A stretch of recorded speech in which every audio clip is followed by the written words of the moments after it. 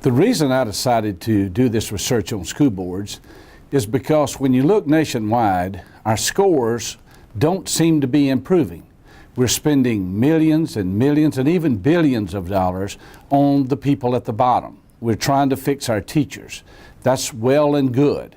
But in the long run, you can't fix the people at the bottom without fixing the people at the top.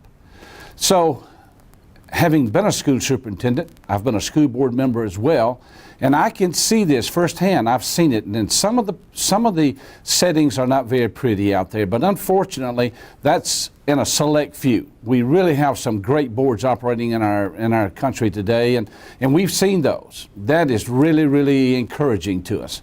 So why did we do the research? We started out, number one, trying to look at board members' perceptions of how they were doing. And that was a mistake, because with low-performing school districts, you're not going to find out what you're looking for. They're not going to tell you what you want to know, and we've proven that without a shadow of a doubt.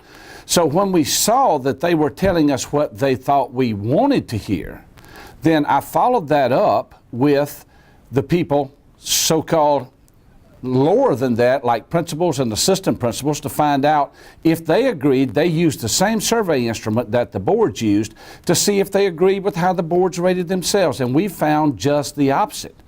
So there was a big disconnect on the board's perception of their own behavior and what the administrators in the schools were perceiving the boards, and then that was a sign for us right there that something wasn't right. But the problem with this is, and why research of this nature hasn't been done, is very complex, because to find out what they do, you have to go see what they do. You have to actually observe it.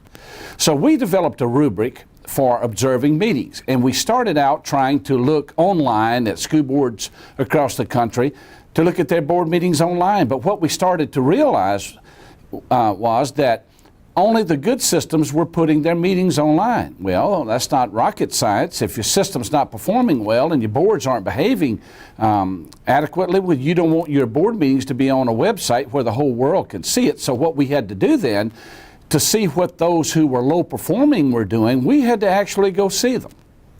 That was an eye-opening experience for us.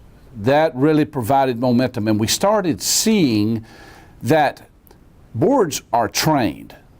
They go to all sorts of training. Every state has requirements of board member training.